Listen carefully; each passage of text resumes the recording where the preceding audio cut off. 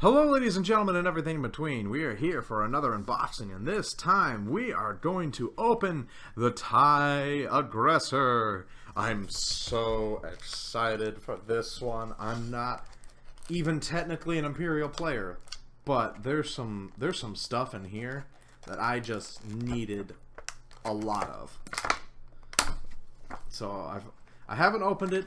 Once again, I just opened up the side so I wouldn't have that awful sound of having to cut these open, cut the sides open. So here's our movement, which is pretty mobile. I mean, it is technically a TIE fighter. It's got a 4K turn, which is nice. So it's kind of got the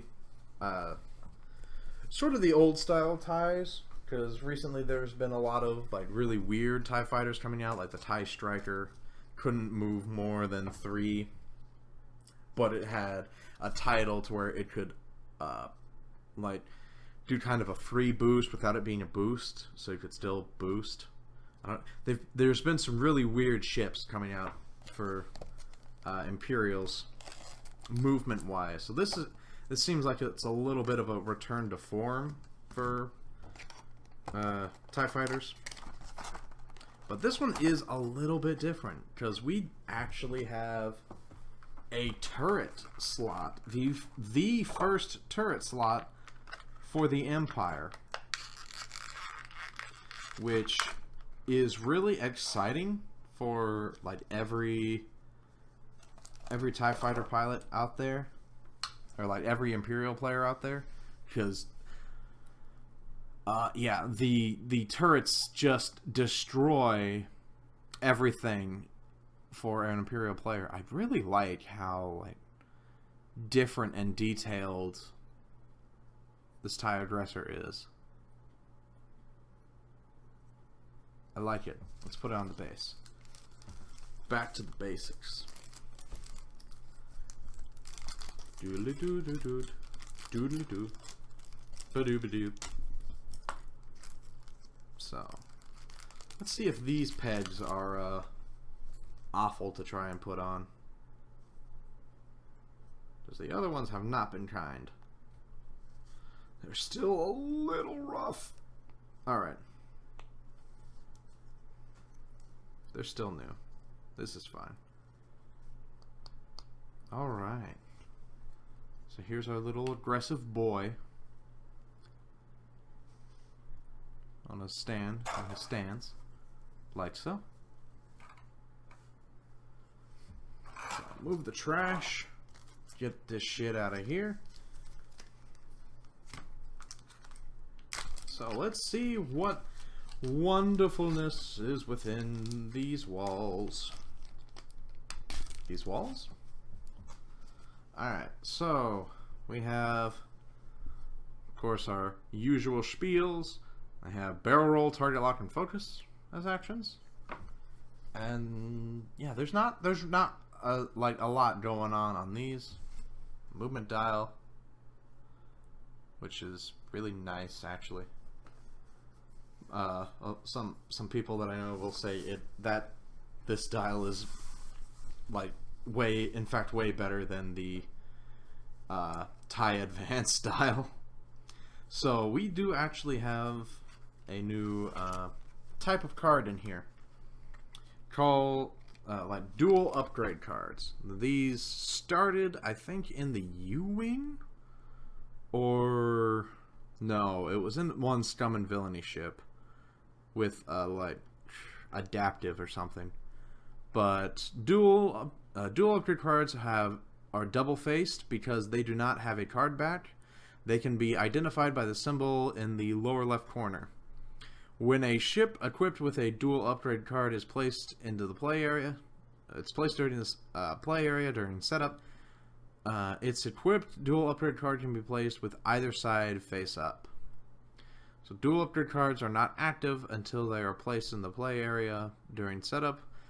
Only the face up side of a dual upgrade card is active. So yeah, and that card, in fact, is called Intensity. So small ship only, dual card. It's for 2 points. After you perform a boost or barrel roll action, you may assign 1 focus or evade token to your ship. If you do, flip this card. Well, what happens when we flip? Intensity exhausted. It's so hard, guys. It's very hard. It's in fact very hard. At the end of the combat phase, you may spend 1 focus or evade token to flip this card. Okay. So, if we do this, we might be stuck with not getting it back for quite some time. Because say we do a focus, or actually like do an evade, we're stuck with, oh hey, you had to use that evade to not die, so you're still exhausted and can't flip this over until you fix your, oh shit, until you fix yourself. Because it's at the end of combat. Oh my god. Camera. Yeah, so at the end of the combat phase, you can spend that token that you got from this card to fix yourself. I mean, in a pinch, that's really nice. Yeah, I mean, it would definitely work. So we'll get to the other upgrade cards. That was just one of the new things. So, Sayonara Specialist. It's our Pilot Skill 2 base cost ship, 17 points. 2 attack, 2 agility, 4 hull, 1 shield. So, you know, not beefy. It's a TIE fighter. It's a little bit better of a TIE fighter, but still a TIE fighter. A focus, target lock, barrel roll. It has a turret slot and two missile slots. 2 of them twice. Hey, how about those 2 cruise missiles that we can put on this thing? Ooh, the cruise missiles were in the last video. Go check that out. It's some ridiculous shit. Yeah, 17 points, and then you can put a turret on it to make it just kind of hang back and do its thing. Onyx Squadron, it is pilot skill 5 for, what is it? I can't see. Alright. For 19 points, pilot skill 5. That ain't bad. That ain't bad at all. That ain't bad at all, fam. In fact, that's 1 more point, and it's 3 pilot skills better than a Y-Wing. And a better agility. I mean, less hull and shield for sure, but I mean, if you're going just for turrets, that ain't bad. Then, interestingly enough, also for 19 points, Double Edge. 4 points. Once per round, after you perform a secondary attack that does not hit, you may perform an attack with a different weapon. Now, it says different weapon instead of primary weapon. So, if you have those missiles on there, you can use those missiles after you, say, like, use a turret. Or if your missile misses, oh, hey, you have a turret. Or you have a primary fire if you just have a turret. Like, you have option. You can basically get a second attack. I mean, that's what I'm really trying to say here. Yeah, but it's also 19 points, and it has the elite pilot talent for less pilot skill than the Onyx Squadron, which is also just 19 points.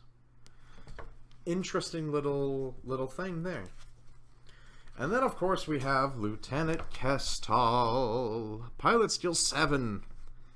When attacking, you may spend 1 focus token to cancel all the defender's blank and focus results. Ooh. So, if you use that intensity, you get that free focus. Man, just using that focus to, instead of, because whenever you when I kind of know the attack steps more because this was explained to me with a podcast that I listened to, and they pointed this out, that the other player gets to modify your dice before you do. So if you're attacking, the defender gets to modify your dice before you can, and when you're defending, the attacker gets to modify it before you can. So Lieutenant Kestal can spend one focus token to cancel all the defender's blank and focus results. So even if they had a focus, they don't get to use it because you spend one focus token, you cancel all of their stuff. So they might have just that one evade and you hit with God knows what. I like it. I like that a lot. So let's look at the other cards that are in here. There's only 5. The Intensity. Then we have Synced Turret. Sync. This was in the last video. 4 points for 3 attack, range 1 to 2. Attack target lock, so you need the target lock on it for reasons unknown. Attack one ship, even a ship outside your firing arc. If the defender is inside your primary firing arc, you may reroll any number of dice up to your primary weapon value. So for the TIE Aggressor, you can only reroll up to 2 dice, which is a little bit of a bummer. But you don't spend that target lock, so you could theoretically spend that target lock to reroll that other die. But that's up to you. You might just want to keep that if you're running like Kestal. Whoo, it hurts, fam. It hurts. And then, of course, one of the big things that was in the TIE Aggressor and why I wanted more of it, the Twin Laser Turret. 3 attack dice, range 2 to 3. Attack. Perform this attack twice, even outside your firing arc. Each time the attack hits, the defender suffers 1 damage, then cancel all dice results. So you roll 3 dice to possibly do 1 die of damage. Or just 1 damage, but you do that twice. This is really powerful. That's why it's 6 points. But it's one of the most powerful things in the game. Although, this thing has now come into order. Unguided Rockets. 3 attack, range 1 to 3. So the whole thing. Attack focus. You don't need to spend it, but it's there. Your attack dice can be modified only by spending a focus token for its standard effect. It takes 2 missile slots, notice, and only 2 points. So you can't use a target lock to reroll any dice, or if you have something special, you can't do that. They can only be modified by spending the focus token. But if you're Lieutenant Kestal, you can instead spend that token, on demolishing all of their dice. So, yeah, that's really good. Also, does not say anywhere to discard. This thing lasts forever. This card and the bomblet generator and the Scourge pack, I think, is going to make a few ships come back in a really fun way. Specifically, the TIE Punisher. It's coming, guys. Ooh. So, that's the Unguided Rockets. That's really good and lovely. And then we also have a new modification. No, it's not new. It was in the TIE Striker as well. But lightweight frame. TIE only modification. When defending, after rolling defense dice, if there are more attack dice than defense dice, roll 1 additional defense dice. You can't equip this card if your agility is 3 or higher. So regular TIE fighters and most other TIE fighters can't do this.